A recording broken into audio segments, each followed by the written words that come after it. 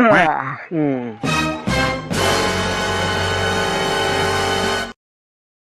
ব্যাপার, কি চাকরি বাকরি একটা পেলে? কোনো খবর আছে চাকরির? হ্যালো রে, পেয়েছি চাকরি। তা চাকরি কোথায় পেয়েছো শুনি? ওই বাস বাগানে পুঙ্গা মারা চাকরি। গুড মর্নিং ম্যাগি, বেরো এখান থেকে, কানে কাছে ভেজর ভেজর করিস না, যা এখান থেকে, যা রান্না করে গিয়ে কাজ করবে। শোনো, তোমার চাকরি জীবনে হবে না। যারা এই পান মশলা খায়, ঠিক আছে, যাদের এই মুখের মধ্যে গুটকা থাকে, তাদের জীবনে চাকরি হবে না। এসব গুটকা ফুটকা খেয়ে চাকরিতে গেলে পরে কোনোদিনও চাকরি তুমি পাবা না। উরে আমার দিদি নাম্বার ওয়ানের দিদি, হ্যাঁ দিদি এখন চলে এসেছে জ্ঞান দিদি। খানকে ম্যাগি বেরো সামনে। চাকরি বাকরির জন্য কি চেষ্টা করছি না বাড়া? যেখানেই যাচ্ছি বাড়া সেখানেই বাড়া লোক মুখ দেখে না করে দেয়। এখন কি বাড়া কি করবো? জুতো সেলাই করবো না মুচি মাথার মতন কাজ করবো? বল খান, কি তুই বল। এই তোমার মতন বাল বেটারে বিয়ে করে আমার জীবনটা বরবাদ হয়ে গেল। কি হয়েছে, কি বললি? হ্যাঁ বল, আরেকবার বল। এই সামনের সপ্তাহের মধ্যে তোমার একটা চাকরি জোগাড় করতেই হবে, বলে দিলাম কিন্তু, ঠিক আছে? সঞ্চদন, মুখে গুটকা আর মোটা পেট, এটা দেখে লোকে বুঝে যায় যে বাড়া বড় লোক ঘরের ছেলে, ঠিক আছে? চুপ করো, কিরকম বড় লোক ঘরের ছেলে সে আমার জানা আছে। আমার মুখ তুমি খুলিও না। মাস গেলে যদি আমার বাবা টাকা না পাঠায়, তোমার বাপ আর তোমার খাওয়া জোটে না। কি হয়েছে তোদের গিয়েছে? হ্যাঁ মাস গেলে পরে বাড়া 1000-1500 টাকা পাঠিয়ে গুদমারি বুড়োরা বলে মনে করে বাড়া প্রচুর টাকা পাঠাচ্ছে। হ্যাঁ বাড়া একবার চাকরি পাই তারপর দেখাচ্ছি মজা। টাকা ওই বুড়ো ভাবের গাড়ের মধ্যে দিয়ে ঢুকিয়ে দেবো, গুদমারি নোট মুড়ি মুড়ি ঢুকাবো, দেখিস কান কি মাগি। আগে একটা চাকরি পেয়ে দেখা না শহরে বাচ্চা, তারপরে বলি এসব টাকা, তারপরে মুড়ি মুড়ি ঢোকাস গোদমানি।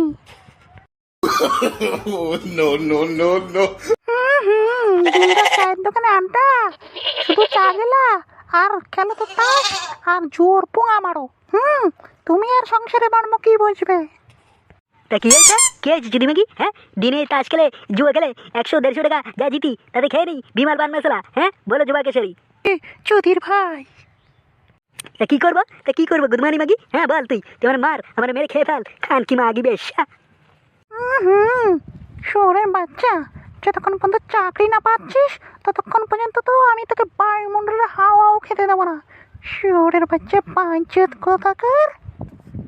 ঠিক আছে লাউড়া, তুই থাক এখানে, আমি চললাম আমার পিসি বাড়ি, ঠিক আছে? তুই এই সংসার ধর্ম নিয়ে থাক, আমার আর বাড়া এই সংসারে ভালো লাগে না, রোজ কিচ কিচ ঝাঁক ঝাঁক, আমার ভালো লাগে না এই রোজ কিচ কিচ, ঠিক আছে? পিসির বাড়ি যাবে, পিসির বাড়ি? তোমার ওই পিসি বিগত 1 বছর ধরে এখানে আসে না। কারণ কি জানো? ওদের নোট খরচা হয়ে যাবে, ওদের টাকা পয়সা খরচা হয়ে যাবে, তাই ওরা এখন আর আসে না, ঠিক আছে? বোঝো সেটা? মাথায় কি ঘিলু আছে কিছু? ওরে আমার পিসির ভালোবাসা, হ্যাঁ আমার পিসির ভালোবাসা, আমার আদরের ভাইপোকে পিসি এটা জিজ্ঞেস করলো না যে ভাইপো ঠিক করে কাজ পেয়েছে, আমার আদরের ভাইপো বেঁচে আছে না মরে গেছে, সেটাই তারা জিজ্ঞেস করলো না। আর পিসির কথাই ফুলছে, ওরকম পিসির ভালোবাসা না আর দেখিও না, লোক হাসিও না, বুঝলে? দাঁড়া আমাকে, দাঁড়া তোকে দেখাচ্ছি মজা, দাঁড়া দাঁড়া। হ্যালো পিসি, পিসি কালকে আমি তোমার বাড়ি আসছি। কি হলো, তুমি ঘুরে যাচ্ছি ঘুরতে কালকেই? ও আচ্ছা, আচ্ছা ঠিক আছে।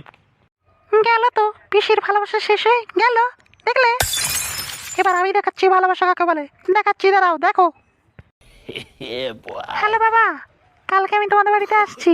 হ্যাঁ তোমার বেকার জামাইকেও নিয়ে আসছি, ওটু পেট পুড়ে ভালো মন্দ খাবে, দিন রাত তো এখানে খেতে পায় না, গড়ি পিগড়িদের মতন থাকে, ঠিক আছে?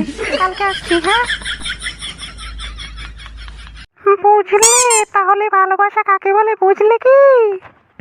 খানকি মাগি, মনে হচ্ছে তোর গালে একটা ঠাস করে চড় মারি, মনে হবে সেটাই ভালোবাসা। তাই না?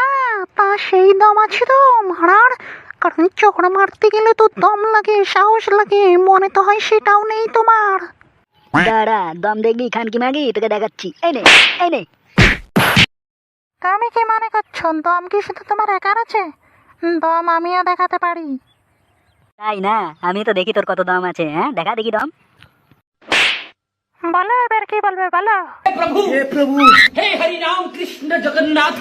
বাগু বা, কলিযুগে এমন ঘোর কলিতে বউ মারবে স্বামীকে, এই দিনে যে দেখতে হবে ভাবতে পারিনি, ওরে আমি ভাবতে পারিনি। এর আগে আমার চোখ দুটো অন্ধ হয়ে গেল না কেন? আরে মারিনি গো, মারিনি। কি বলছো? ভালোবাসা দেখাচ্ছে ভালোবাসা? না না, দোষ তো তোমার নয়, দোষ হচ্ছে এই সময়ের, এই জামানার। হ্যাঁ ও তোমাকে পাগল করে দিয়েছে, ঠিক আছে? বউ ভক্ত স্বামী তুমি, দোষ তোমার না, দোষ হচ্ছে আমার পুরা কপালের। এমন সন্তান আমি জন্ম দিয়েছি আমি ভাবতে পারিনি। এ তো পাঁচু গোপাল একেবারে, হ্যাঁ, শুয়োরে বাচ্চা। বউয়ের শাড়ির আঁচলের নিচে ঢুকে থাক। দেখেন শ্বশুর মশাই, ফালতু কথা বলবেন না, ঠিক আছে? আপনিই তো ছেলেটাকে খারাপ বানাচ্ছেন। ও যখন এখানে চাকরি পাচ্ছে না তাহলে দিল্লি মুম্বাই ওখানে পাঠিয়ে দিন না। ও তো দুধও খায় এখনো, হ্যাঁ, ওকে শিশি থেকে দুধ খাওয়াতে হবে না, সেই জন্য ঘরের মধ্যে রেখে দিন। কত লোকে যাচ্ছে বাইরে কাজ করতে, আর উনি বাবু সাহেব যাবে না। আরে আমি হলাম বিএ পাস গ্রাজুয়েট, ঠিক আছে? চেয়ারে বসার চাকরি করব, নালে ওসব বালের চাকরি আমি করবো না, ঠিক আছে? এই লাউড়া আমি আমার হাত উপরে করে দিলাম, ঠিক আছে? যে যা খুশি করার করে নিও, ঠিক আছে? আমার তাতে বাল ছিঁড়ে গেছে, আমি লাউড়া ষাঁড়ের মতন ঘুরে বেড়াবো। বিএ পাস করেছো না তো বাল ছিটেছ? তোমার মতন হাজার হাজার ছেলে বিএ পাস করে ঘরে বসে রয়েছে, ঠিক আছে? চেয়ারে বসার চাকরি করতে হবে না, কারখানায় চেয়ার তৈরি করার চাকরি তুমি করবে, ঠিক আছে? যাও গিয়ে ডেলি কাজে লেগে যাও। কারখানার চাকরি লাউড়া আমাদের হবে না, আমি করবো না, ঠিক আছে? যে যা খুশি করার করে নিও। শোনো লাউড়া শোনো, অত কথা বলে কাজ নেই, ঠিক আছে? ওরা একটা বিজনেসে দাঁড় করিয়ে দিতে হবে, ঠিক আছে? সেই জন্য তুমি বাপের বাড়িতে 10 লাখ টাকা নিয়ে এসো। ও বাবা শোনো, আমার কথা শোনো। তোমার বাবার কাছে গিয়ে বলো যে স্বামী বিশাল বিপদে, ঠিক আছে? 10-15 লাখ টাকা লাগবে, যাও বাপের বাড়িতে নিয়ে এসো। আর তোমার বাবা টাকা দিলে পরে 10 লাখ টাকা দিয়ে একটা দোকান করে দিও, আর 5 লাখ টাকা আমারে দিও, ঠিক আছে? এখন আর ঝগড়া শান্তি করো না, সবাই শান্ত হয়ে যাও, ঠিক আছে? এই ডিসিশনটাই হচ্ছে বেস্ট ডিসিশন, ঠিক আছে? আর লড়াই ঝগড়া করো না তোমরা। না না না, আমি বাবার কাছ থেকে টাকা এনে দিতে পারবো না। আমার বাবা কত কষ্ট করে একটা দোকান করে দিল বিমলের পান মশলা, আপনার ছেলে সব খেয়ে উড়িয়ে দিল। আমি আর টাকা এনে দিতে পারবো না। কি বললে বৌমা, তুমি এনে দিতে পারবে না? হ্যাঁ, এই বিএ পাস গ্রাজুয়েট ছেলেটা কত সুন্দর, হ্যাঁ? আমার ছেলেটা তুমি একটা হেল্প করতে পারলে না? এই জিনিস আমি সহ্য করতে পারবো না, আমি মরে যাবো। আমারে কেউ রসি খুঁজে দাও, আমি গলায় দড়ি দিয়ে মরে যাবো, আমি আর বাঁচবো না। ঠিক আছে, আমি রশি খুঁজে দিচ্ছি, আপনি গলায় দড়ি দিয়ে মারা যান। বারে বৌমা, বা বা বাবা, আমি আর ভাবলাম যে তুমি আমার মরার কথা শুনে আমার পা জড়িয়ে ধরবে, ধরে বলো বাবা থাক, তোমার এসব মরতে হবে না এই বুড়ো বয়সে, হ্যাঁ? আর তুমি আমার পায়ের কাছে টাকা এনে রেখে দেবা। কিন্তু না রে, কই দেখো দেখো দেখো, আজকালকার বৌমা এরম হয়, আমার জানা ছিল না। এই বয়সে তো মরে গেলে এলআইসির টাকা করে পাওয়া যেত। কি হলো, কি বললি লাউড়া? হ্যাঁ, এ তো দুধ দিয়ে আমি কালসাপ পুষছি। ওরে তোর মতন ছেলে কুলাঙ্গার, তোর জন্যই তোর বাবা মরার জন্য রাজি হয়ে যাচ্ছে, আর তুই সব কথা বলছিস? হাই ভগবান, আমার তুলে নাও, আমার আর বাঁচার ইচ্ছে নেই গো, আমার আর বাঁচার ইচ্ছে নেই। তুই মাগি দাঁড়িয়ে রইলি কেন? যা যা যা, দড়ি নাই, আমিই বারা মরে যাবো, আমার আর ভালো লাগছে না, আমিই মরে যাবো। এই বিয়ে পাস করে বারা বেকার অবস্থায় আমি বারা মরে যাবো। বদ্দা হেবে এটা শুকো এনেছি, বলো মিষ্টি খাবে? লেবড়া জল দেওয়া পান্তা ভাত আছে, গিলবি বল?